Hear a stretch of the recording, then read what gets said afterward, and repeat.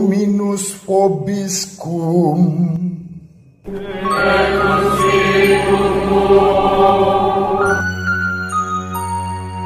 Sahabat peradaban kasih ekologis yang terkasih, selamat berjumpa dalam renungan harian bersama saya, Romo Alois Budi Purnomo PR, melalui channel ini. Semoga panjenengan selalu sehat, tetap semangat tanpa sambat, dan selalu bahagia, kebahagiaan yang bersumber dari Tuhan Allah kita. Mari kita awali perjumpaan kita dengan bersatu di dalam doa. Kita menggunakan Mazmur Tanggapan pada hari ini sebagai doa pembuka kita. Dalam nama Bapa dan Putra dan Roh Kudus. Amin. Jika Engkau mengingat-ingat kesalahan, ya Tuhan, siapakah yang dapat tahan? Dari jurang yang dalam, aku berseru kepadamu, ya Tuhan. Tuhan, dengarkanlah suaraku. Biarlah telingamu menaruh perhatian kepada suara permohonanku. Jika Engkau mengingat-ingat kesalahan, ya Tuhan, siapakah yang dapat tahan? Tetapi padamu ada pengampunan, maka orang-orang takwa kepadamu. Aku menanti-nantikan Tuhan, jiwaku menanti-nanti, dan aku mengharapkan firman-Nya. Jiwaku mengharapkan Tuhan, lebih daripada pengawal mengharapkan pagi, lebih daripada pengawal mengharapkan pagi. Berharaplah kepada Tuhan, hai Israel, sebab pada Tuhan ada kasih setia, dan Ia banyak kali mengadakan pembebasan. Dialah yang akan membebaskan Israel dari segala kesalahannya. Kemuliaan kepada Bapa dan Putra dan Roh Kudus, seperti pada permulaan, sekarang, selalu, dan sepanjang segala abad. Amin. Jika Engkau mengingat-ingat kesalahan, ya Tuhan, siapakah yang dapat tahan? Dalam nama Bapa dan Putra dan Roh Kudus. Amin. Sahabat peradaban kasih ekologis yang terkasih, mari kita baca Injil Matius bab 5 ayat 20-26.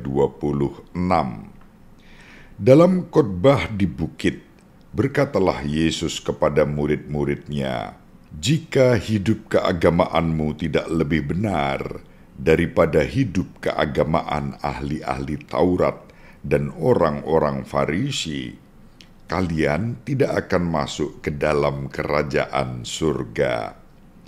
Kalian telah mendengar apa yang difirmankan kepada nenek moyang kita, jangan membunuh, siapa yang membunuh harus dihukum. Tetapi aku berkata kepadamu, setiap orang yang marah terhadap saudaranya harus dihukum. Barang siapa berkata kepada saudaranya kafir, harus dihadapkan ke mahkamah agama. Dan siapa yang berkata jahil, harus diserahkan ke dalam neraka yang menyala-nyala. Sebab itu, jika engkau mempersembahkan persembahan di atas mezbah, dan engkau teringat akan sesuatu yang ada dalam hati saudaramu terhadap engkau, tinggalkanlah persembahan di depan mezbah itu, dan pergilah berdamai dahulu dengan saudaramu, lalu kembali untuk mempersembahkan persembahan itu. Segeralah berdamai dengan lawanmu selama engkau bersama-sama dengan dia di tengah jalan, supaya lawanmu itu jangan menyerahkan engkau kepada hakim, dan hakim itu menyerahkan engkau kepada pembantunya, dan engkau dilemparkan ke dalam penjara. Aku berkata kepadamu, sesungguhnya engkau tidak akan keluar dari sana sebelum engkau membayar hutangmu sampai lunas. Demikianlah sabda Tuhan. Terpujilah Kristus.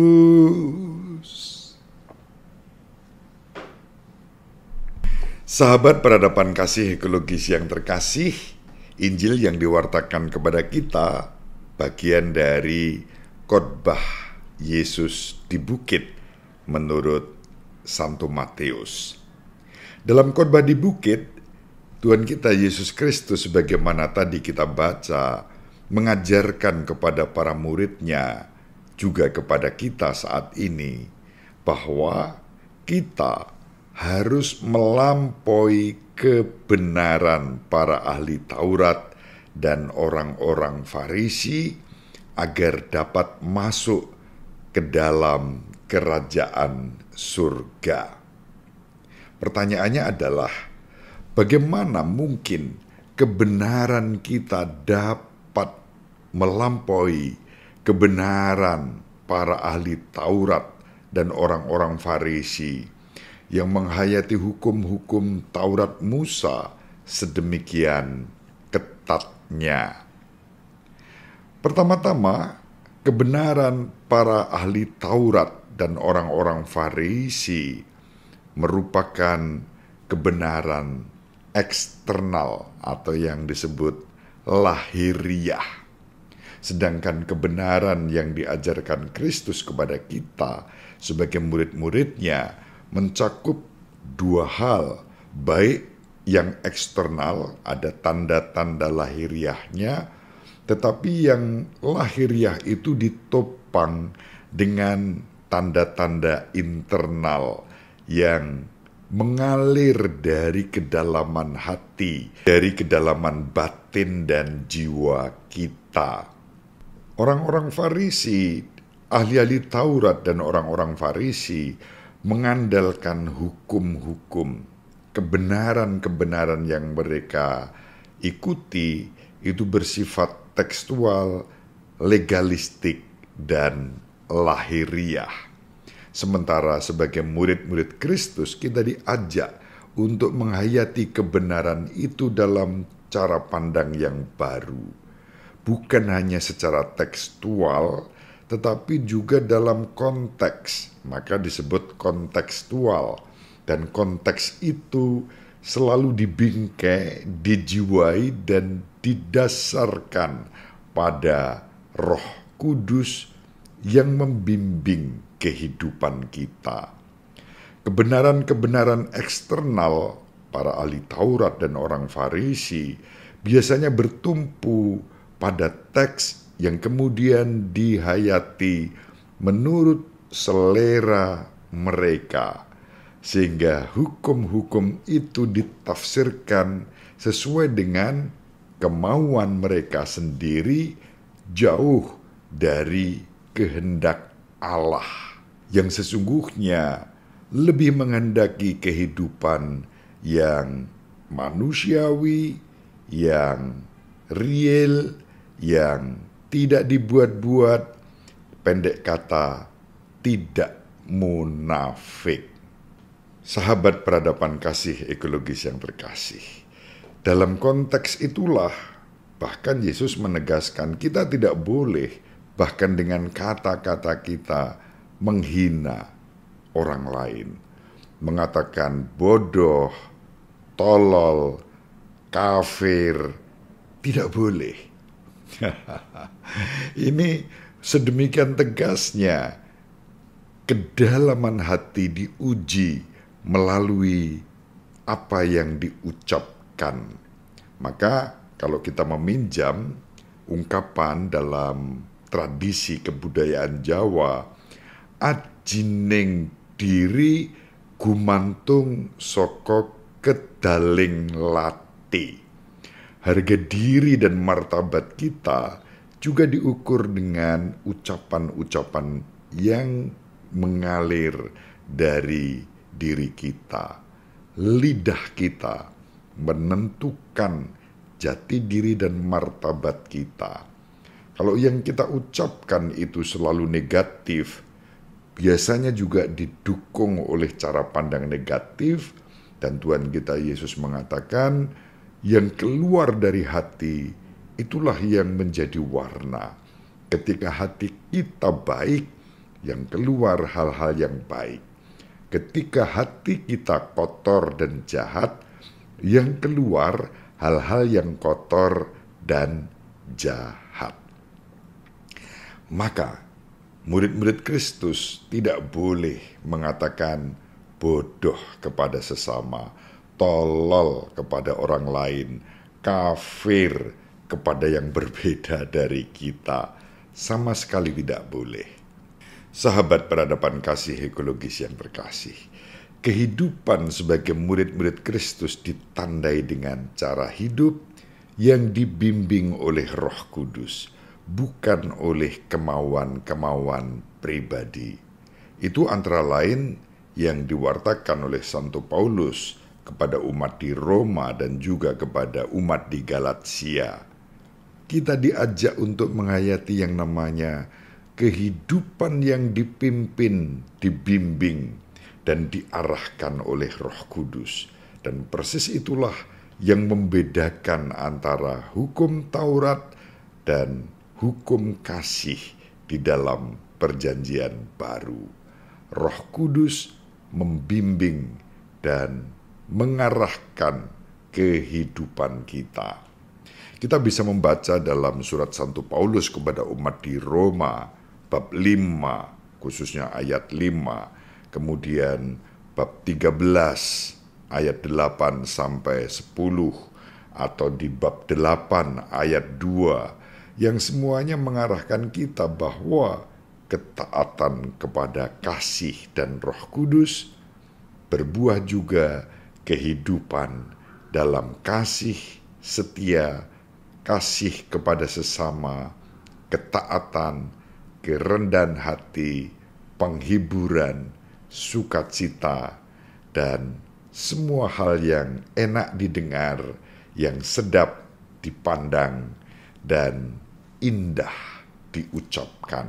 Dengan demikian, lalu seluruh perilaku dan kehidupan kita juga akan mengarah pada tindakan-tindakan kasih. Dengan cara itu, maka kita mempersiapkan diri untuk menghayati kehidupan surgawi, bahkan selagi kita masih berziarah di dunia ini. Sahabat peradaban kasih ekologis yang terkasih, hari ini hari Jumat, hari pantang dan puasa. Bagi yang mau puasa, tentu tidak dilarang, bahkan dianjurkan, pantang dan puasa yang dibingkai dengan kasih. Salah satunya pantang untuk suudon, untuk berprasangka buruk, untuk curiga pada orang lain, dan kemudian kita mengembangkan semangat berbagi kasih kepada sesama kita. Demikian, semoga bermanfaat. Ibu Maria dan Bapak Yosef selalu mendoakan kita. Semoga panjenengan semua sahabat peradaban kasih ekologis yang terkasih bersama seluruh anggota keluarga dimanapun berada, dibimbing, dilindungi, dan diberkati oleh Allah yang Maha Kuasa, Bapa dan Putra dan Roh Kudus. Amin. Terima kasih, salam sehat, tetap semangat tanpa sambat, selalu bahagia, kebahagiaan yang bersumber dari Tuhan Allah kita. Salve, shalom, salam sejahtera, berkah dalam.